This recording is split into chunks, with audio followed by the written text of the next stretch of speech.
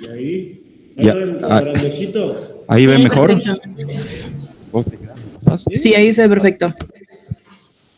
La silla que quieras. Sí.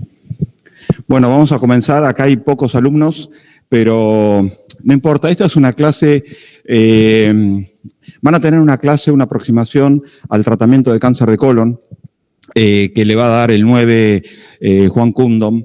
El tratamiento con las nuevas moléculas, los nuevos protocolos de quimioterapia o terapias dirigidas, es algo extremadamente difícil y es del especialista. Tampoco es la idea que ustedes aprendan eso, sí, que tengan un pantallazo general que se los va a dar Juan Kundom el 9 en la clase de él.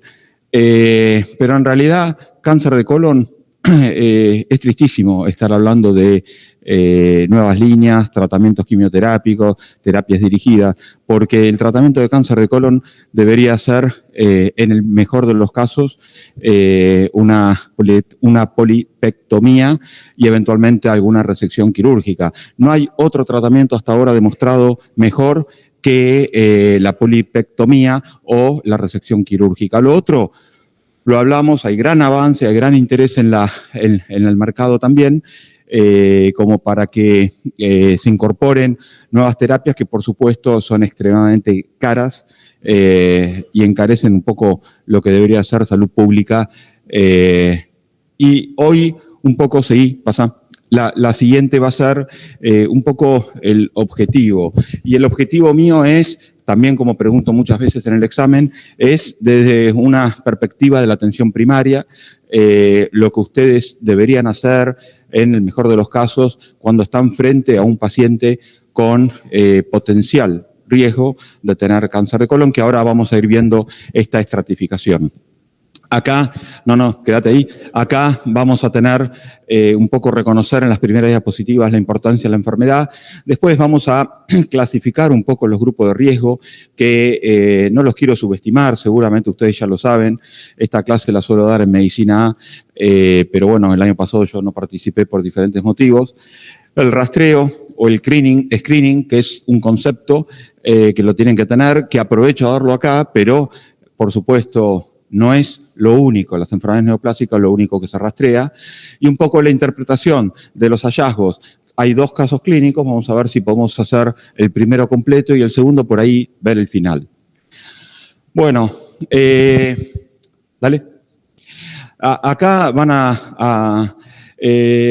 la GloboCan está en línea, es una base de datos en línea que proporciona estimaciones de incidencia, que ustedes los tienen a la izquierda, y de mortalidad de los cánceres. Esto, por supuesto, es totalmente gratuito. Esto se va modificando en base a la información que se va adquiriendo. Y vamos a tener que el cáncer de colon en incidencia, en frecuencia, está en nuevos casos, está en el tercer lugar. Pero en mortalidad sería el segundo lugar de cáncer de colon. Esto le está dando un volumen de importancia a esta enfermedad que debe ser tenida en cuenta. Dale, la siguiente. Entonces, es el tercer cáncer más frecuente, la segunda causa de muerte por cáncer, y es el más frecuente de las neoplasias digestivas. Dale. Y en Argentina tenemos 13.000 nuevos casos al año y 7.600 muertes por día, ¿sí?, de cáncer de colon. Lo que más se asemeja a esto fue la pandemia, pero después no hay mucha información, no es la importancia que tiene, el impacto que tiene una enfermedad como esta. La siguiente. Esto no se sabe bien por qué todavía, uno puede especular, estos son guías de Argentina, donde vamos a tener que a mayor densidad o oscuridad del color es mayor la prevalencia de la enfermedad en nuestro país, hombres a la izquierda y mujeres a la derecha. No se sabe bien por qué, seguramente es multifactorial y la dieta debe tener importancia, pero las provincias del sur, sobre todo Tierra del Fuego y Santa Cruz, y en algún caso Chubut, va a tener mayor prevalencia del cáncer, mayor impacto número de habitantes por número de habitantes que en otras provincias como en la del noroeste, que tienen menor prevalencia de la enfermedad. Y algunas diapositivas de generalidades que nos dan un poco, además de lo que vemos hasta ahora, nos dan la posibilidad de ir evaluando un poco la importancia y después de esto se desprende también la oportunidad que nosotros tenemos desde el equipo de salud a la identificación precozmente a estos, de esta enfermedad. Fíjense que tenemos un desarrollo lento, tenemos una gran ventana de oportunidades. Podemos decir que un pólipo, que es de donde vienen la mayoría de los cánceres, o el 100% de los cánceres, aunque no lo veamos, va a tardar 5 años en alcanzar el centímetro, ¿sí? Y de un pólipo de 1 centímetro va a tardar 5 a 10 años en malignizarse. Por lo tanto, nosotros vamos a tener que entre 10 o 15 años tenemos el desarrollo de un cáncer de colon. Fíjense la ventana de oportunidad. El primer tumor que se descubrió y se conoció este comportamiento biológico fue el del cáncer de cuello de útero. A partir de ahí viene el PAP, que tiene 20 años, tiene 20 años de evolución. Fíjense la cantidad de oportunidades que uno tiene. Por lo tanto, hoy tener un paciente joven, un paciente en un medio como el nuestro, en Capital Federal o con acceso al servicio de salud y que tengan cáncer de cuello de útero, hay un error en algún lado del sistema. Y tener un paciente como hubo hace 2 o 3 años que gente del medio, uno murió y el otro está vivo, supuestamente curado, también muy mediáticos, que también tuvieron cáncer de colon. Entonces, estar discutiendo una enfermedad o mortal o una enfermedad que requiere, además de la cirugía, otro tratamiento, algo que tenemos una ventana de oportunidad de por lo menos 10 años o 15 años, es triste.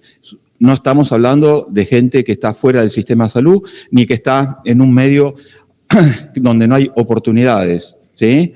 Entonces, algo falló.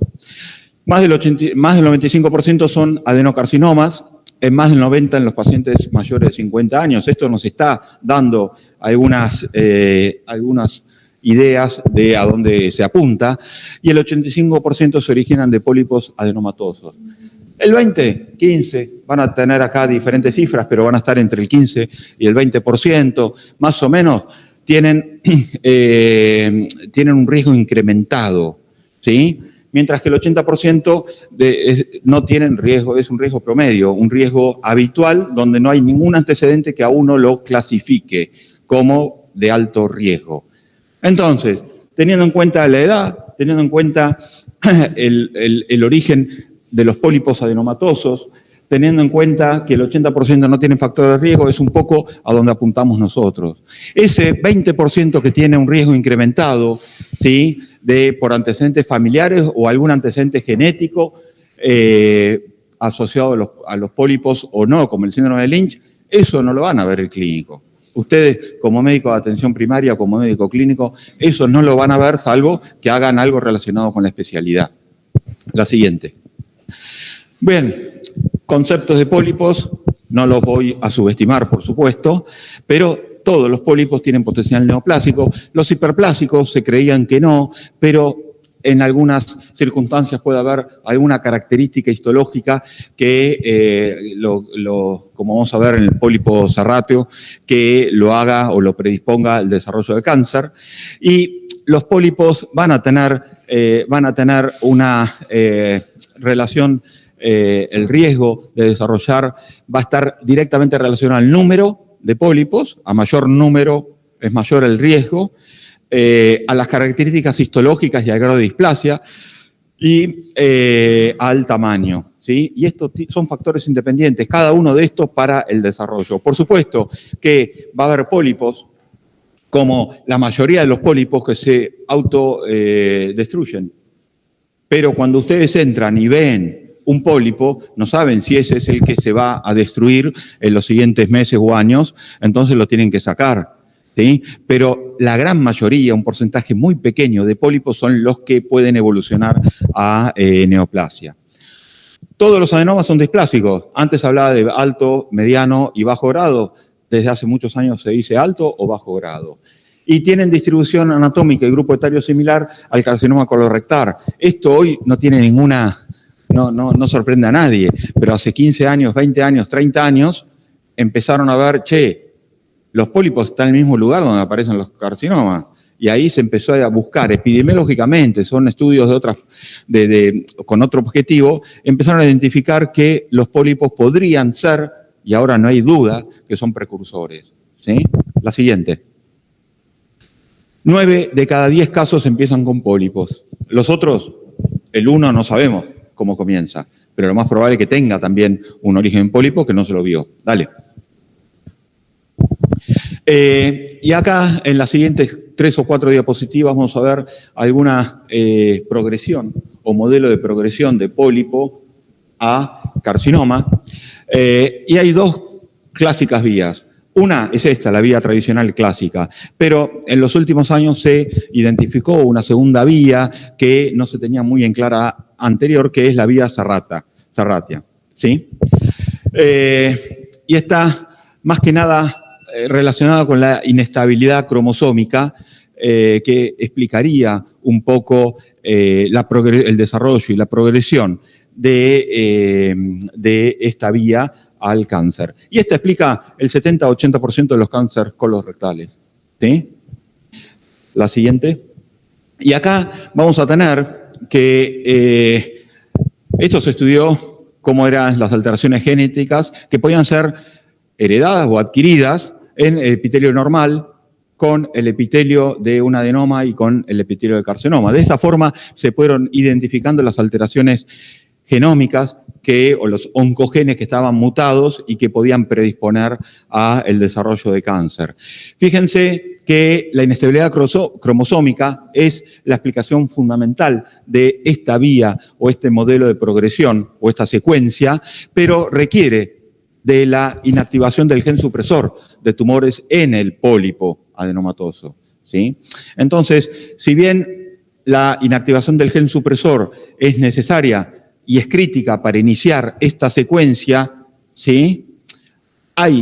Intervienen, se sabe ya por esos estudios que se hicieron en los epitelios que les comenté recién, que hay otros, no es suficiente para el mantenimiento de la progresión y hay otros oncogenes involucrados, otros genes mutados que pueden ser, como dijimos, en muchos de los casos, adquiridos. Los que son heredados no son cánceres que nos involucran a nosotros como médicos de atención. ¿Sí? Y estos oncogenes, los vamos a ver después, aparece el gen RAS.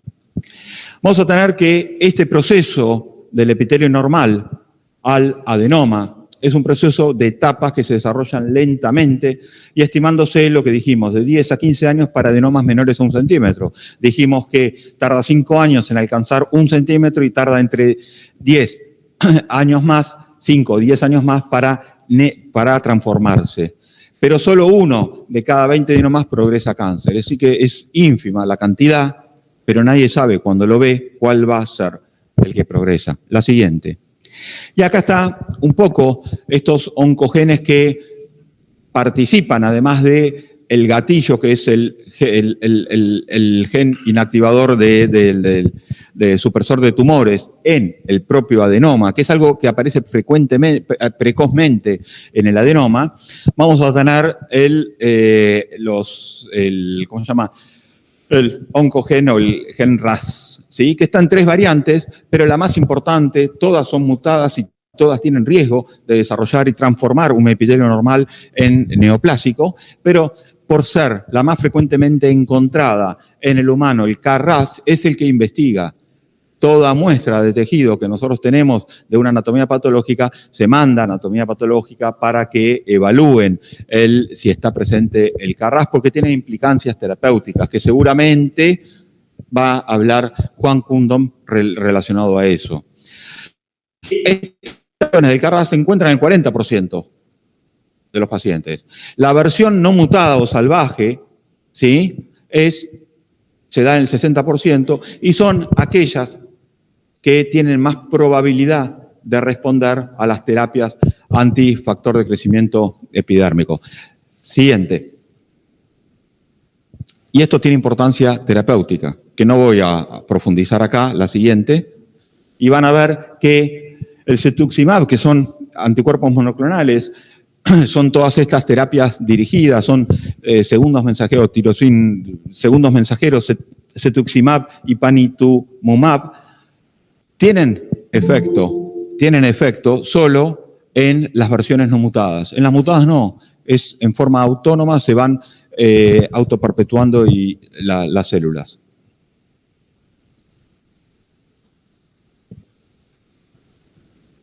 Sí. Entonces, esto lo tienen que tener presente porque lo van a ver seguramente con Cundom.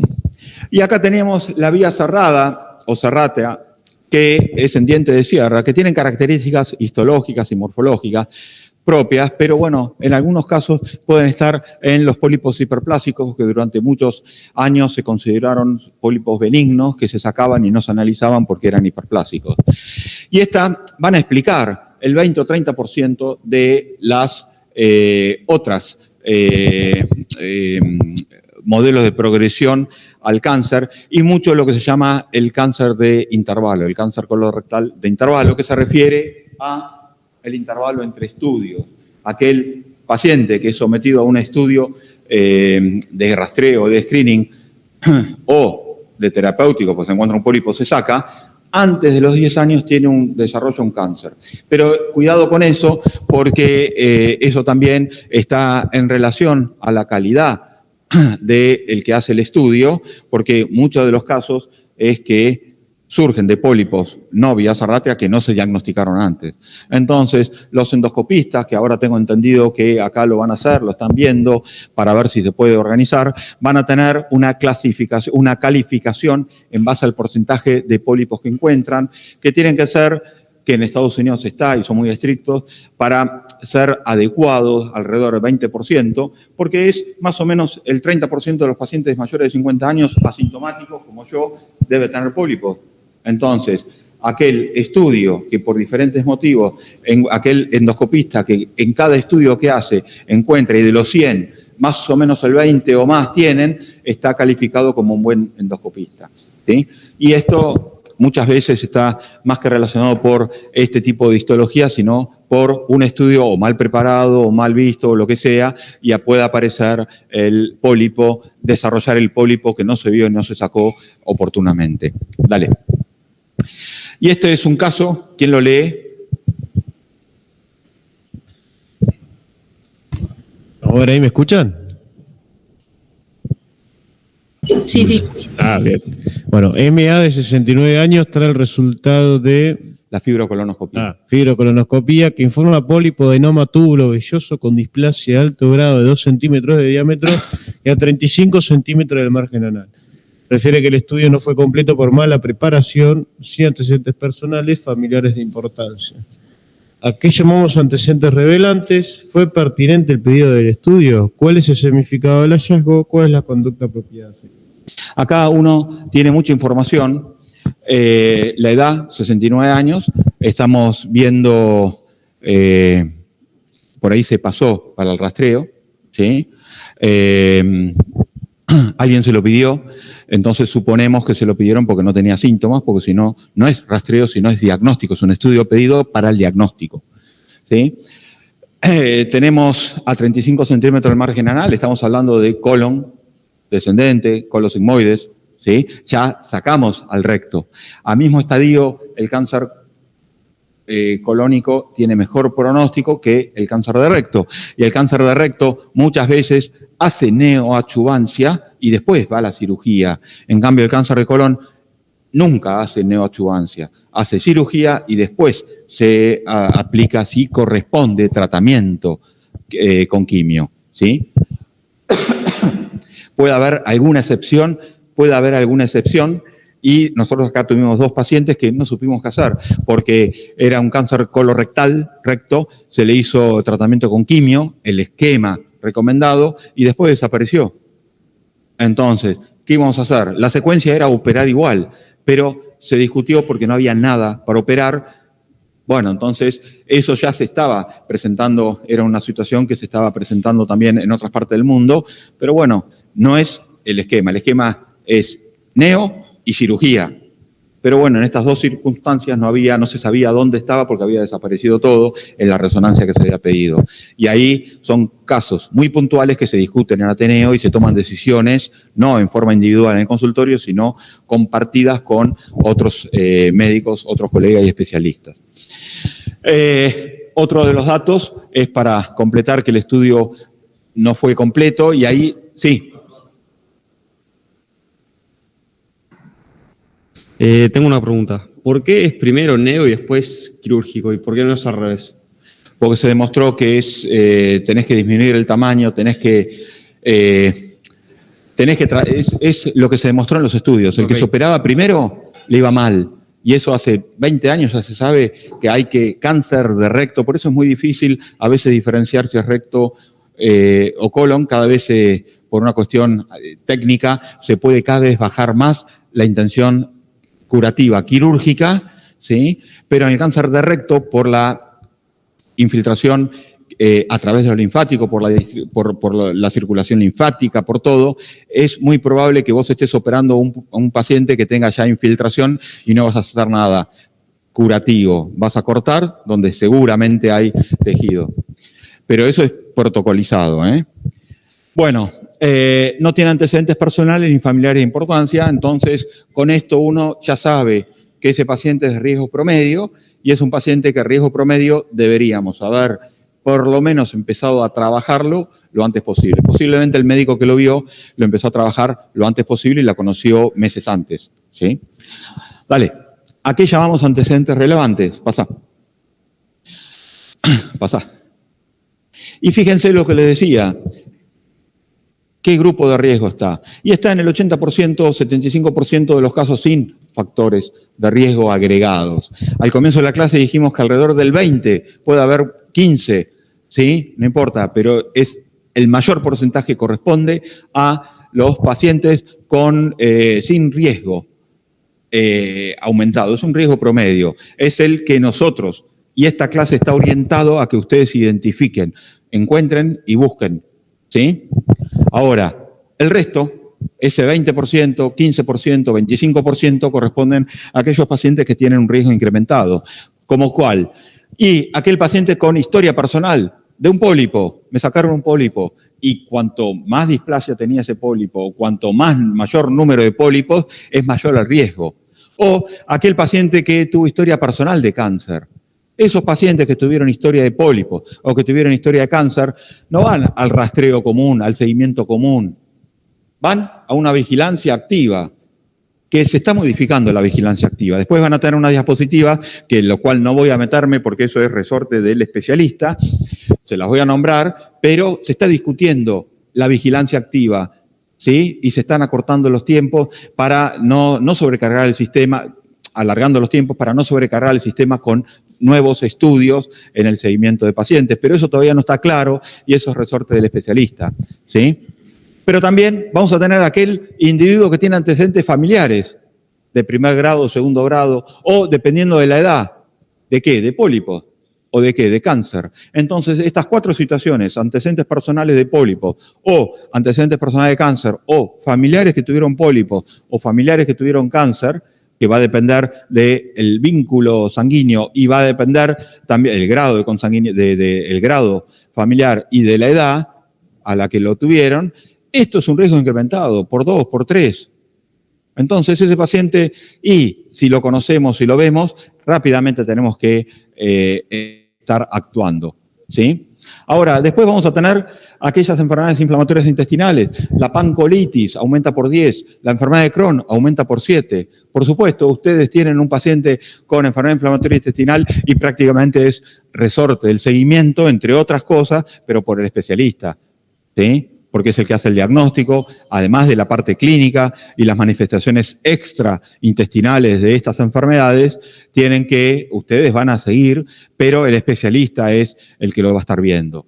Y después ya viene ese 10% que tienen un carácter hereditario, ¿sí? Que puede ser asociado a la poliposis, ¿sí? Que no los conocen ustedes, porque a los 20 años, si tienen el cáncer colorectal asociado a poliposis, a los 20 años están operados ya de todo el colon, porque se mueren si no, o aquellas enfermedades no asociadas a polipoides hereditarias como el síndrome de Lynch. ¿Sí? Ese porcentaje, ese 20% de pacientes, 25% de pacientes, y eso no me interesa que ustedes lo tengan, porque no los van a ver, salvo que trabajen en algo relacionado, en algo genético, o en un servicio, o un equipo, pero si son médicos a donde estoy apuntando, de consultorio, de atención primaria, y esos pacientes ustedes no lo tienen que ver, y si vienen, rápidamente lo conectan con el sistema. Entonces, un poco, son 3 grupos, los de bajo riesgo, el 70, de 100 que estamos acá, 80 vamos a incluirnos en este grupo y vamos a tener que hacer el rastreo a la edad determinada, toda la población mayor de 50 años, población con antecedentes familiares o adenomas de cáncer o adenomas en un familiar de segundo grado o de tercer grado, o población con antecedente familiar de cáncer o adenomas en un familiar de primer grado, madre, padre, hermano, hijo, mayor de 60 años, ¿sí? O 2 familiares de segundo grado.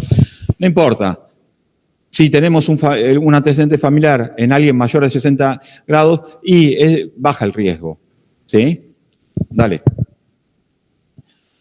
Y en este grupo, el factor limitante, el principal factor de riesgo es la edad, es donde se toma, ya sea si es antecedente familiar o si es la edad del individuo para entrar al rastreo, que son 50 años. Por supuesto, el sexo biológico, varón más que mujer, la obesidad más que el normopeso, el sedentarismo también, el tabaco, tomar alcohol en exceso también y una dieta con poco residuo también. Dale. El grupo de riesgo moderado, que es un 20 o 30%, son aquellos individuos que tuvieron antecedentes personales de adenoma y va a depender del número de las características de la displasia y las características histológicas, ¿sí? O población con antecedentes personales de cáncer colorectal, por supuesto, fueron operados, ¿no? Esos tienen un riesgo incrementado y estos ya se nos van a nosotros, lo sigue el especialista. Y la población con antecedentes de cáncer o pólipos en un familiar de primer grado menor a 60 años o en 2 familiares de primer grado, independientemente de la edad. Estos aumentan, tienen por 2, por 3 riesgo de desarrollar, por lo tanto, ese familiar tiene que ser derivado al especialista para programar la cirugía. Igualmente, cuando uno propone, uno requiere una interacción con el paciente, esta interacción es un proceso, todo lo que nosotros hacemos con los pacientes, y de golpe decirle a un paciente, apenas lo saludo, le voy a hacer una fibrocrono, lo más probable es que vaya a una respuesta negativa. Pero bueno, ustedes van a buscar las estrategias, lo pueden dejar planteado y la siguiente vez vamos conversando. A veces hay más tiempo y a veces hay menos tiempo. La siguiente. Y la población de alto riesgo, que eran antecedentes familiares, antecedentes genéticos o hereditarios, como podían ser familiares polipoides o no polipoides, y aquellos que tienen enfermedad inflamatoria intestinal. La siguiente. Ahora, cuando ustedes se encuentran, que nos pasaba acá con un familiar de una médica que ya se jubiló, historia familiar, ¿sí? Sobre todo el mismo tumor, diagnóstico a temprana edad de cualquier tumor, múltiples tumores primarios, ya los cutáneos también se involucran, no el melanoma, ¿no? Afectación bilateral o multifocal, alta incidencia de cáncer en la familia o varios tumores que se asocian con síndromes de cáncer como el de Lynch, que tienen manifestaciones ginecológicas y digestivas, ¿sí? O evidencia autosómica dominante. Bueno, todo esto que uno es fácil cuando va interrogando al paciente y va construyendo la historia clínica o lo que se llama atención primaria de familigrama, y esto nos tiene que hacer ruido y eso tenemos que por lo menos hacer un contacto con si hay especialistas en genética para consejo o con el oncólogo, como para que lo vayan conociendo y viendo, porque es probable que este paciente con cáncer o con pólipos tenga algún componente familiar de mayor riesgo. La siguiente. Ahora, siguiendo con este caso, ¿fue pertinente el pedido de estudio? Son preguntas retóricas, ¿no? Sí. No. Vamos a ver por qué. No, sí. Dale. Y el screening o rastreo, los estoy subestimando. ¿Sí? ¿Qué se rastrea? ¿Qué rastreamos?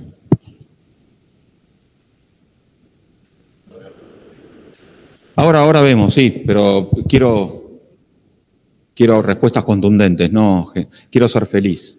Bueno, ¿cómo? ¿Cómo? No, estoy hablando en general, conceptualmente. No, porque el Estado no se fija solamente en los costos. O vos pensás que al sistema de salud le convendría que el que va a 1000 tomado y sin casco y choca con la moto quede en rehabilitación por años y sea una carga social, o que se muera en el acto y no gastamos nada. Al Estado le conviene eso, pero el Estado no busca lo que le conviene económicamente. El Estado busca otras cosas, aunque por costos no le convenga. Enfermedades potencialmente prevenibles si es que las encuentro en un estadio temprano. Pero eso se lo voy a decir yo. Quiero que me digan ejemplos, ¿qué rastrean? Pero los estamos diseñando bien, porque después, cuando uno entra a la facultad, tiene un pensamiento lateral y más lógico, y después cuando los vamos estudiando y en la residencia, no son estrictos, y después los tenemos que ir desestructurando para que empiecen a pensar con libertad. Acá les estoy pidiendo cosas que antes de entrar a la facultad las hubieran respondido. ¿Qué rastreamos? ¿Qué se rastrea? Ejemplos. Cáncer de mama, perfecto. ¿Cuál? Perfecto, ¿qué más? ¿Cómo? HIV, ¿qué más? Perfecto, ¿qué más? Tuberculosis. No, cáncer de próstata. Cáncer de próstata, estamos muy discutidos. Si acá estuviese Barreiro o los asesores de urología les van a decir que sí, pero la otra mitad dice que no. ¿Por qué? Porque hay un criterio que los vamos a ver de Franklin y Carlson, que el de cáncer de próstata no lo cumple, que es disminuir la mortalidad.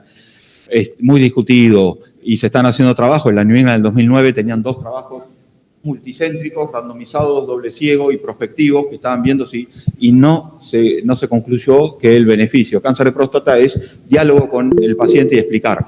El clínico, el urólogo lo rastrea, por supuesto, ¿no? Pero no es para entrar. ¿Qué más? Fíjense, ¿qué más? ¿Qué? Fíjense que logramos nuestro cometido, que ustedes, estudiantes de medicina, den respuestas médicas. Cáncer, el único que nombró cáncer, nombró una enfermedad, HIV. Los demás nombraron todos cáncer. Ahora, yo les pregunto, ¿rastreamos el sobrepeso?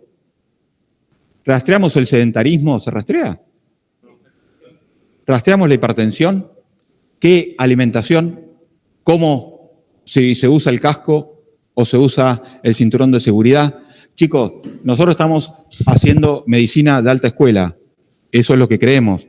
Pero las guías del gobierno a nivel nacional y en el gobierno de la ciudad, hay guías que rastrean todo eso. Tiene un impacto fundamental. Tiene impacto fundamental. Y ustedes como médicos no pueden, los pediatras sobre todo, mami, vamos a ver, vamos a empezar porque está viendo el sobrepeso y está viendo el sedentarismo, o que no use el cinturón, esas cosas se rastrean.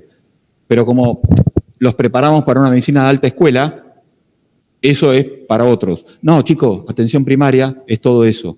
Entonces, no rastreamos solamente cáncer, se rastrea hábitos higiénicos dietéticos. Y toda esta movida, algunos hablan de salutogénesis que se está hablando en el gobierno de la ciudad, o de atención primaria de la salud, está orientada a eso. Y ahí sí bajas costos, porque vos estás apuntando a que la gente se mueva, y eso es bajar costos. No a hoy. Hoy tenés que hacer más ciclovías, pero apuntamos a el mañana. ¿Sí? ¿Me siguen, no? Bueno, cuidado. Entonces, cuando uno rastrea, está rastreando muchas otras cosas, y no solo las enfermedades, HIV o cáncer. ¿Sí? Dale. No. Volvé. Entonces, Y esto, acá se reúnen 300 expertos en diferentes partes del mundo, la Task Force americana, la Task Force canadiense, se reúnen cada 5 años, cada 10 años o antes, ¿sí? Y empiezan a ver qué recomendaciones, qué se puede rastrear, etcétera, etcétera, y se va discutiendo. Por supuesto, dejando de ser por ahí médicos de atención directa del paciente, pero por edad o por experiencia o el reconocimiento pueden hacer y dedicarse a eso. Y acá tenemos de los diferentes organismos a esto, la Task Force canadiense y la americana, surgen recomendaciones que se agrupan, ¿sí?, en consejos de educación del paciente. Y esto lo tenemos que hacer nosotros, ¿sí? Recomendar a alguien cuidado con el consumo de alcohol excesivo. ¿Por qué? Porque transmite enfermedades de transmisión sexual. ¿Por qué? Porque no podés decir no. Entonces, cuidado con el uso de casco en bicicleta, que vos lo usás, ¿sí? O en la moto, etcétera, etcétera, o el cinturón. Todas estas son consejos, además de los hábitos higiénicos dietéticos orientados a la medicina. ¿Qué rastreamos? Por interrogatorio. Miren todas las cosas que estamos rastreando. Examen físico, peso. No pesamos a los pacientes. ¿Por qué? Y porque seguimos al paciente con síndrome acítico hematoso, hay que seguirlo con peso. Pero también se puede usar en el paciente sano, ¿sí? Y métodos complementarios, y ahí viene lo que todos sabemos, porque nos preparamos para eso, ¿sí? Inmunizaciones y quimioprofilaxis. Esas son las 4 recomendaciones de esto. Ahora vamos a entrar un poco. Esto, atención primaria, está atención primaria, secundaria, terciaria y cuaternaria. No voy a hablar de eso, simplemente que la atención primaria son hábitos higiénicos y dietéticos, son los hábitos, actividad física y alimentación, ¿sí? Esto es lo que tenemos que tratar de recomendar. Por supuesto, en un lugar, en un país donde el 40 o más % tiene pobreza, no vas a estar haciendo estas recomendaciones, pero ustedes del consultorio van a trabajar lo que se pueda con el tipo de población que ustedes tengan, ¿sí? La atención primaria tiene algo, es una situación particular donde el médico sabe que el paciente está sano y el paciente se sabe sano, ¿sí? Nadie tiene dudas. Y hacemos recomendaciones de este tipo, ¿sí? Son importantes, por supuesto, y tienen que ser políticas públicas, políticas de Estado, y se están haciendo cada vez más. La siguiente. La prevención secundaria, no importa si estamos en cáncer colorectal, la prevención secundaria es una situación donde la relación del médico y el paciente también tiene particularidades. El paciente está sano y se siente sano, pero el médico cree que puede tener algo. Cuidado, porque el paciente está sano. Y en esa situación el médico va a buscar algo, ahora sí relacionado con cáncer de colon, que el paciente no siente, no tiene y no se expresa clínicamente. Pero el médico, por todo el bagaje de conocimiento, esto es basado en la evidencia, sabe que hay que buscarlo. ¿De acuerdo? Cuidado con estas recomendaciones, porque si las hacemos a destiempo, vamos a enfermar pacientes que están sanos y después tenemos problemas, ¿sí? Entonces, la edad es uno de los, ahora hablando de cáncer de colon, es un factor de riesgo y el primero y el más importante. Por lo tanto, ustedes como médico de atención primaria van a tratar de identificar a todos varones y mujeres mayores de 50 años que no tengan síntomas ni antecedentes familiares, porque si no, estarían en otro grupo, ¿sí? Las personas con enfermedad inflamatoria intestinal, sin importar la edad, ustedes la conocen hoy, tienen enfermedad, o le hacen el diagnóstico y están siguiéndolo, cuidado que ese paciente va a tener que hacerse un rastreo. ¿Por qué? Aunque no tenga cáncer o pólipos, es de mayor riesgo. Y todas las personas que, aunque no tengan síntomas, tengan antecedentes personales o familiares o pólipos, sin importar la edad, lo conocen, llegaron a su consultorio o lo identificaron, lo tienen que mandar. La siguiente. Y ya en el año 68 la OMS, ¿sí? Hizo un decálogo de cuáles eran las características que debía cumplir una enfermedad y el proceso diagnóstico para que esa enfermedad sea rastreable. Y ahora no la vamos a quedar acá, seguí la siguiente, vamos a los criterios de Fram y de Carson del 75, que son los que siguen en boga, ¿sí? Donde son 6 y los tiene que cumplir a todos, Si una enfermedad cumple todos, pero no disminuye la mortalidad, como era hasta ahora el cáncer de pulmón, que lo que hacían era el lead time, un tiempo de anticipación del paciente sabía antes que tenía cáncer y moría cuando tenía que morir. Entonces aumentaba la sobrevida. No, lo que aumentaba era el tiempo que el paciente reconocía que tenía la enfermedad, ¿sí? Hasta ahora hay mucha presión para hacer diagnóstico precoz. Pero ¿cuál sería la conducta preventiva de cáncer de pulmón? No fumar. Y a eso hay que apuntar, no solo ustedes, sino de las políticas de salud pública, ¿sí? A eso hay que apuntar. Y todas las estrategias que uno tiene para evitar el acceso al tabaco, las propagandas, etcétera, etcétera. Más que el rastreo. ¿Me siguen? Después puede haber protocolos de rastreo especiales con una tomografía de baja radiación, entonces, pero lo más importante es otra cosa, ¿sí? Y ahora, ¿es una enfermedad o condición de salud prevalente? Ya dijimos, tercera incidencia, tercera en frecuencia y segunda en mortalidad, por tanto lo es. Debe ser detectable y tratable en etapa presintomática, que debe ser prolongada. Dijimos, 10 a 15 años, ¿de dónde partamos? Menos de 1 centímetro o de 1 centímetro el pólipo. O sea, tenemos una ventana de oportunidad de 10 años, o también puede ser un poco más. Y ese es el intervalo que se usa para la fibrocolono, cada 10 años, ¿sí? Tener test diagnósticos efectivos y precisos, seguros y aceptados por la comunidad médica o por los pacientes, por supuesto. Porque si yo tengo que hacer una laparoscopia exploratoria bianual y no la hago, tampoco la indico. Porque yo no la voy a indicar, no voy a ser cómplice de algo que no estoy de acuerdo, ¿sí? Pero los métodos que están, que voy a hacer hincapié en 2, están. Tener un tratamiento temprano superior a la etapa sintomática o de diagnóstico habitual, por supuesto. Vamos a ver la última diapositiva, que la sobrevida, cuando se hace el diagnóstico en una etapa precoz, es mayor al 90%, mientras que se hace una etapa avanzada localmente o con metástasis, es baja, ¿sí? El daño potencial de la intervención debe ser menor que el tratamiento no precoz, por supuesto.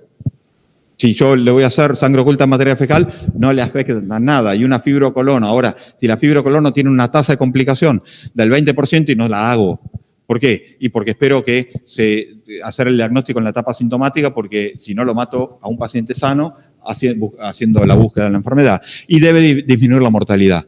De todo esto, ¿qué cumple? No terminé, ¿eh? ¿Qué cumple? ¿La diabetes? ¿La obesidad? No, la diabetes no como enfermedad arrastrable, sino el síndrome metabólico. La obesidad, el sedentarismo, la hipertensión. ¿Lo cumple todo eso? ¿Los accidentes de tránsito? ¿Lo cumple? Bueno, y ahora hablamos, cáncer de mama lo cumple, cáncer de cuello de útero lo cumple, cáncer de colon lo cumple. Bueno, entonces, no es para cáncer de colon, es para todo. Dale. Y acá está, es lo mismo. Lo que cumple el cáncer de colon en particular, o cambiamos la hipertensión, o el sobrepeso, etcétera, etcétera. Dale, la siguiente. Y el screening va a prevenir, no voy a andar porque ya esto es lo que está recomendado. Dale, la siguiente. Lo fuimos diciendo. Y el porcentaje de adultos mayores de 50 años que realizan el rastreo es menor al 50%. Les estoy hablando de hace bastante, ¿no? Y se buscaba para el año 2015 una tasa de screening del 75%, ¿sí?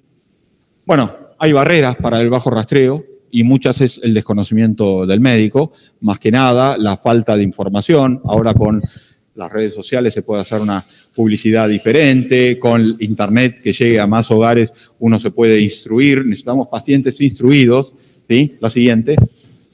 Pero fíjense lo que estamos teniendo el Ministerio de Salud de la Argentina, ¿sí? Se estima que solo el 24% de las personas entre 50 y 70 años se realizan estudios preventivos. O sea, ni siquiera estamos al 50% que decía hace muchos años en otro país. Acá en la Argentina seguimos estando bajos. Estoy hablando de la Argentina, no estoy hablando de la ciudad de Buenos Aires, ni estoy hablando de determinadas ciudades o círculos donde ustedes pueden tener acceso, ¿no? Incluimos a todos. Dale. Entonces, esta estrategia de 3 pasos, que la tienen que tener incorporada como médico de atención primaria, ¿sí? Tenemos que encontrar a hombres y a mujeres de 50 años o más, sin síntomas y sin antecedentes, ¿sí? Eso es nuestro paciente. Lo planteamos al comienzo cuando hablamos de los grupos de riesgo. Informar tenemos que decir que se previene, que afecta a mayores de 50 años, que no presenta síntomas hasta una etapa avanzada, que existe un test, que es el de sangre oculta en materia fecal, y el test se realiza una vez al año. ¿Sí? Entonces, le estamos dando una solución, le estamos dando una guía, una puerta para que el paciente pueda salir. E invitar a realizarse el test de sangre oculta en materia fecal a hombres y mujeres de 50 a 75 años, ¿sí? Y explicar que no requiere ninguna preparación particular. La siguiente. Y este es el test. Le van a dar, seguramente cuando hablen del Helicobacter pylori, acá lo tiene la gente gastro, es un frasquito un poquito más chico, este es más grande, con un hisopo de madera y punta de algodón que viene aparte, que tiene 10 centímetros, ¿sí? Líquido, que lo vuelca, lo preparan acá, Pucci, la doctora Pucci, lo llena el frasquito, y ustedes meten el hisopo en la materia fecal y lo ponen ahí, y después, en el líquido del frasco, se agita, y después de ahí se pone una gotita en una plancha, ¿sí? Tipo Evates, le ponen ahí esa gotita. Y esa gotita va a dar no detectable, positivo o dudoso. Si es dudoso hay que hacerlo de nuevo. Si es negativo, es negativo. Y si es positivo, ya se confirma el Helicobacter pylori. Y esto es lo mismo. Nada más que esto no lo hace el paciente, lo harían en el laboratorio. Le dan el kit, el paciente lo saca, moja el hisopo, lo pone en el frasco y lo lleva dentro de las 48, 72 horas. Ahí dice hasta 7 días, porque está orientado, pero si uno lo puede entregar antes, lo entrega antes. Y en el laboratorio van a hacer lo mismo. Con ese hisopo van a mojar una plancha como si fuese el Evates y ahí van a tener estas 3 opciones. Eso es el método de elección y anual que se hace. La siguiente. Fíjense que vamos a tener diferentes sociedades, pero nos quedamos con lo que hay acuerdo entre la Task Force y las otras sociedades, ¿sí? Hay acuerdo en la sangre oculta en materia fecal inmunohistoquímico, ¿sí? Por supuesto, hay acuerdo, sí, y es anual. Sigmoidoscopía, hay acuerdo cada 5 años, ¿sí? Lo vieron, los que pasaron por gastro vieron. Esto alcanza más o menos hasta el flexible largo, hasta los 60, 65 centímetros, y estamos abarcando el mayor porcentaje, el 80% corresponde al colon izquierdo, ¿sí? Aunque está cambiando esto y no se sabe bien por qué, y el 20% al lado derecho, aunque hay un cambio, ¿sí? Pero bueno, con la sigmoidoscopía estamos evaluando el mayor porcentaje donde hay que cáncer, no, pólipos, y después derivarán. Cada 5 años están de acuerdo. Sangre oculta en materia fecal, sigmoidoscopía anual y cada 5 años están de acuerdo. Y después también están de acuerdo con la colonoscopía cada 10 años, ¿sí? Costo efectivo, por ahí es mejor hacer colonoscopía cada 10 años que todos los años sangre oculta. Si la tenemos, se puede hacer sangre oculta en materia fecal y una colonoscopía cada 10 años. Eso lo adaptan a la situación de cada uno. Pasá. Y acá, no se compliquen, ¿eh? Acá este cuadro es interesante porque claramente define entre 50 y 75 años. Hay que hacerlo. En riesgo promedio, ¿no? Estamos hablando de ese 80% que tienen riesgo promedio, que no hay antecedentes personales ni familiares, ¿sí? Que no hay enfermedad inflamatoria intestinal y que no hay otra cosa. Bueno, se hace. Entre 76 y 85 años, cuidado. Hay que elegir. Hay que elegir. Hay pacientes que tienen 80 años y tienen una expectativa de vida muy buena, son muy vigorosos y, bueno, entonces por ahí la evaluación de la mama se continúa un poco más que los 75 años, la evaluación del cáncer de colon se puede, pero son identificados y uno lo hace en forma individualizada. Cuidado, más de 85 años, no, chicos, no hay tiempo, encuentra un pólipo y que tiene 10 años por delante, 15 años. ¿Qué vamos a estar?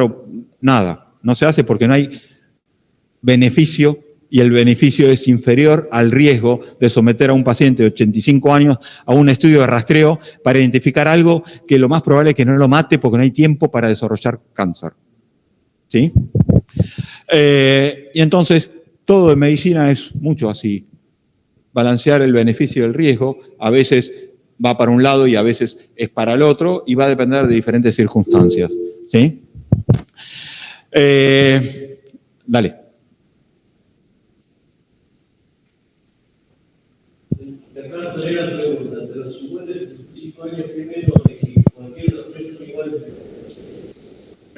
Sí, por supuesto. No. Con antecedentes familiares, el paciente no es un rastreo, es una vigilancia activa o sería algo del especialista. Cuando yo estoy hablando de aquellos pacientes que no tienen ni tuvieron historia personal ni familiar de cáncer ni de pólipos y que cumplan los factores de riesgo y que no tienen síntomas y que no tienen antecedentes de mayor riesgo. Aquel individuo de riesgo promedio entre los 50 y 75 años. ¿Cuál? Sangre oculta en materia fecal anual, colonoscopía cada 10 años, o sangre oculta en materia fecal y sigmoide cada 5 años. Pero siempre a los 10 años tenés que hacer una colonoscopía. Cualquier estrategia que uses está buena, ¿sí?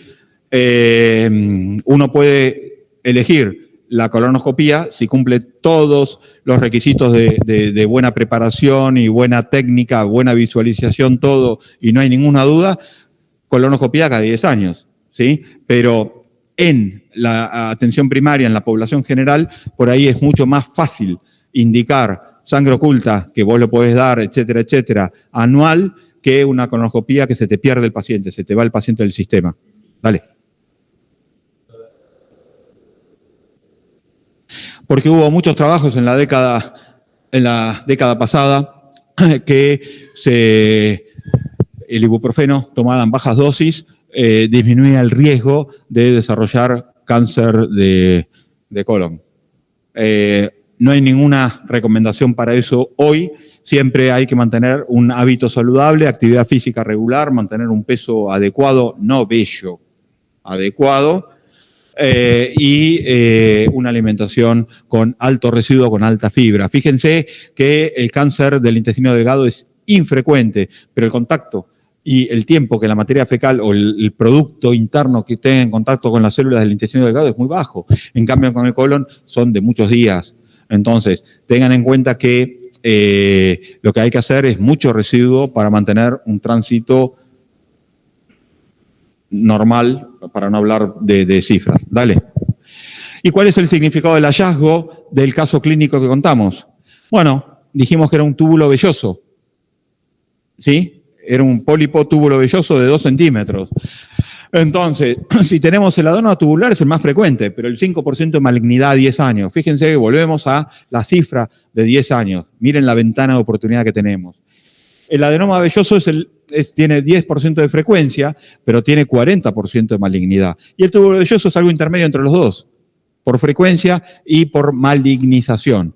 Tiene un adenoma túbulo velloso, o sea, tiene riesgo de malignizarse, un 23% de 10 años, ¿sí? El otro criterio, dale. Tamaño. Fíjense, menor a 1 centímetro, un pólipo tarda 5 años en alcanzar el centímetro. Fíjense, menor a 1 centímetro, el riesgo de malignización es del 1%, chicos. Es bajo, pero yo no sé si va a quedar y va a seguir creciendo. Lo veo y lo saco, ¿sí? Si entré y lo veo, si es muy chiquito, por ahí se lo deja, pero si no, lo saco. Pero más de 2 centímetros, más del 50% tienen riesgo de malignizarse a los 10 años. Y fíjense que la displasia severa también aporta un riesgo y son todos riesgos independientes entre sí. Dale. Entonces, hasta ahora vemos que el estudio fue pertinente, por ahí desfasado en edad, hubiese sido mejor haberlo hecho antes que los 69 años del caso, pero bueno. Y un poco acá se van, repito, cosas que fui diciendo en la clase. El riesgo acumulativo de desarrollar cáncer, un pólipo no removido, es de 2.5 a los 5 años, de 8 a los 10, 24 a los 20 años. ¿Sí? Cuidado con los cánceres de intervalo, que muchas veces son por la vía serrátea, pero a veces son porque no los vimos en el estudio oportuno. Dale. Los pólipos adenomatosos además pueden ser sincrónicos o metacrónicos. Sincrónicos es cuando se diagnostican al mismo tiempo y metacrónicos cuando se diagnostican separados. Pero cuidado porque no es el pólipo que sale de la cicatriz del tumor, porque eso es una recaída. Es un pólipo que aparece en un estudio que no estaba antes y aparece por lo menos más allá de los 6 meses después. ¿Sí? La siguiente. ¿Y qué pólipo tiene alto riesgo de malignizarse? Aquel que tenga más de 1 centímetro, con alto grado de displasia, con 25% de histología velloso o que haya más de 2 adenomas. Y este caso es un pólipo de alto riesgo de malignizarse. La siguiente. ¿Qué es un pólipo maligno? Es el que tiene carcinoma invasor. Y hay que buscarlo, porque eso depende de la paciencia del patólogo también, ¿no? Y estos carcinoma invasores cuando penetra a través de la muscular de la mucosa, ¿sí? No es que está en la lámina propia, porque eso es, si está en el epitelio o que carcinoma intramucoso dentro de la lámina propia es in situ, ¿sí? Se lo clasifica diferente. El carcinoma invasor es el P, en la clasificación patológica es el PT1 y tiene riesgo de metástasis. Fíjense, algo tan chiquito ya tiene riesgo de metástasis. La siguiente. Y el pólipo maligno, y acabamos, tratamiento, la resección. Si la resección cumple con todos esos criterios, ese pólipo, ese paciente entra en vigilancia activa. No se hace más rastreo, no se hace más búsqueda, es vigilancia activa. ¿Sí? ¿Cada cuánto? Y eso es lo que les decía al comienzo, que eso es lo que está cambiando ahora. La siguiente. ¿Cuál es la conducta apropiada? La resección. ¿Sí? La resección. No es para que se lo aprendan de memoria, ¿eh? Por favor, eso tienen que saber que hay resección. Pasá a la siguiente. Que es lo mismo, pero cada cuánto se hace. Y bueno, aquel que tiene 5 adenomas es de alto riesgo y se hace al año. Bueno, se están prolongando los tiempos. Lo que acá se hace a los 3 años se está prolongando, a ver si se hace cada 5 años o más, ¿sí? Porque se está viendo en diferentes trabajos que por ahí no cambiaron. Eso se está viendo ahora, Pucci justamente están trabajando en eso, ¿sí? Pero el paciente, el concepto es que ese paciente con antecedentes personales ya es de alto riesgo, no es el riesgo promedio, dejó de serlo, pasa a ser riesgo y el seguimiento es vigilancia activa que lo va a determinar el especialista. La siguiente. Este es el segundo caso que no vamos a tener tiempo, pero en definitiva es un paciente que por